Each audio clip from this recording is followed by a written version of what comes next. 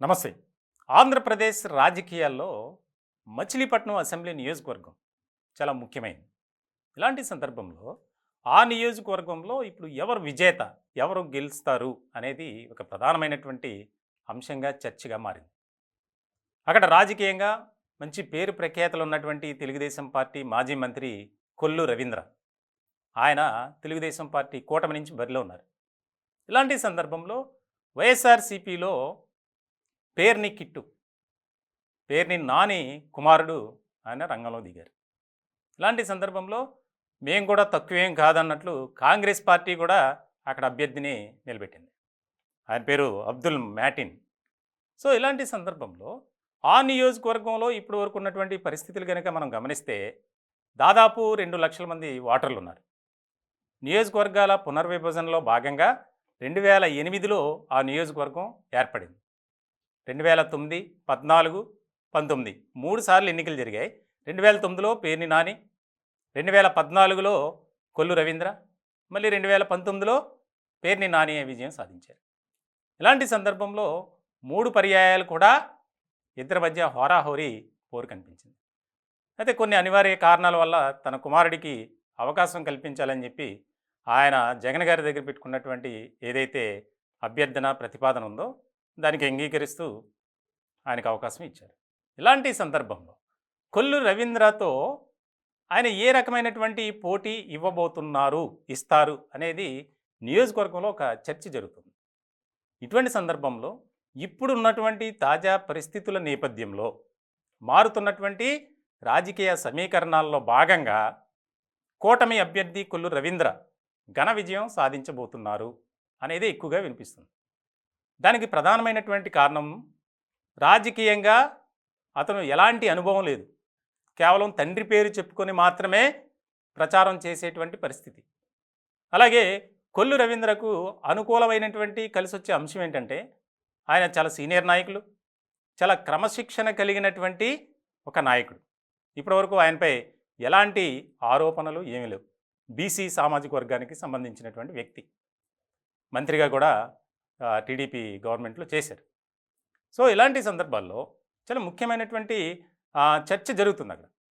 తాజాగా ఇప్పుడు అనుకూలంగా మారేటువంటివి, ప్రతికూలంగా మారేటువంటి అంశాలు కనుక చూస్తే ఎక్కువగా ప్రతికూలమైనటువంటి అంశాలు కొల్లు రవీంద్రకి ఏమి లేవు. అన్నీ అనుకూలంగానే ఉన్నాయి.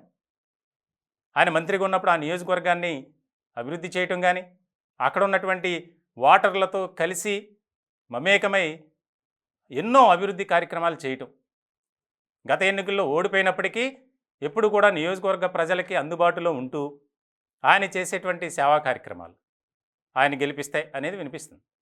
ఇలాంటి సందర్భంలో తండ్రి పేరు చెప్పుకొని ఓట్లు అడుగుతున్నటువంటి పేరుని కిట్టు, అతను వెనుకున్నటువంటి ఈ యొక్క కుర్రకారు ఉంది కదా, వారు ఎలాంటి పరిస్థితులకు వెళ్ళారంటే చాలా ముఖ్యమైనటువంటి పరిణామంగా ఇటీవల జరిగినటువంటి ఒక అంశాన్ని బట్టి మనం అర్థం చేసుకోవాలి. అదేంటంటే ఒక జనసేన నేత, జనసేన నాయకుడు ఇంటిలోకి వెళ్ళి అతన్ని మరింత దారుణంగా, విచక్షణారహితంగా దాడి చేసినటువంటి పరిస్థితి చాలా ముఖ్యమైనటువంటి పరిణామంగా మారింది. తాజాగా జరిగినటువంటి ఘటన ఇది.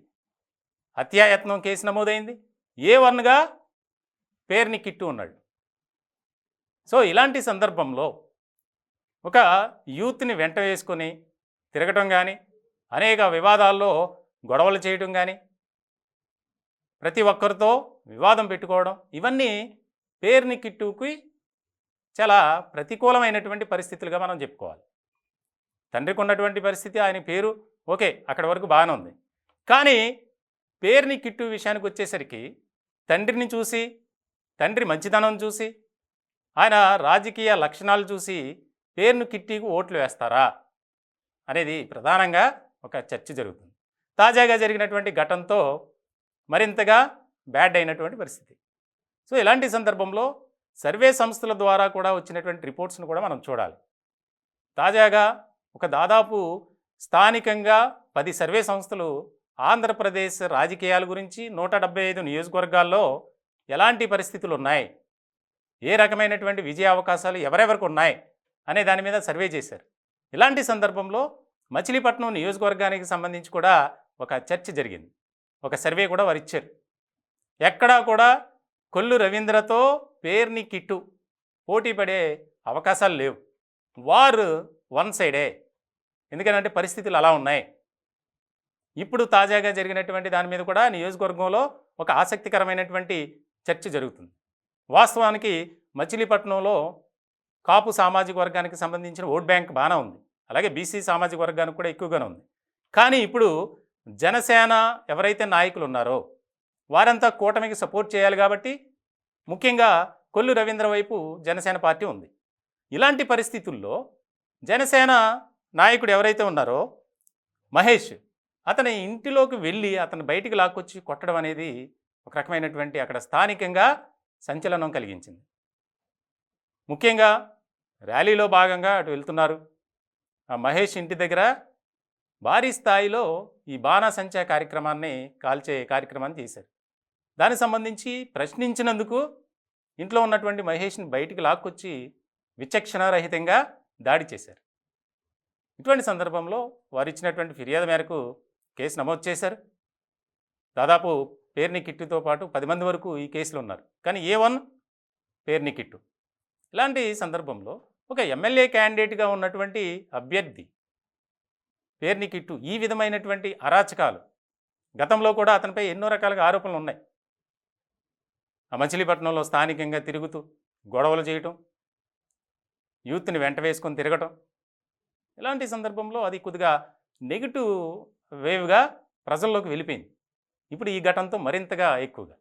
సో ఇలాంటి సందర్భంలో మచిలీపట్నం నియోజకవర్గంలో బందరగా పిలువబడుతున్నటువంటి అక్కడ తెలుగుదేశం పార్టీ ముఖ్యంగా కూటమి అభ్యర్థి కొల్లు రవీంద్ర ఘన విజయం సాధించబోతున్నారు అనేదే ఎక్కువగా వినిపిస్తున్నటువంటి మాట. మరికొద్ది రోజుల్లోనే అది కూడా తేలిపోయే అవకాశాలు కనిపిస్తున్నాయి.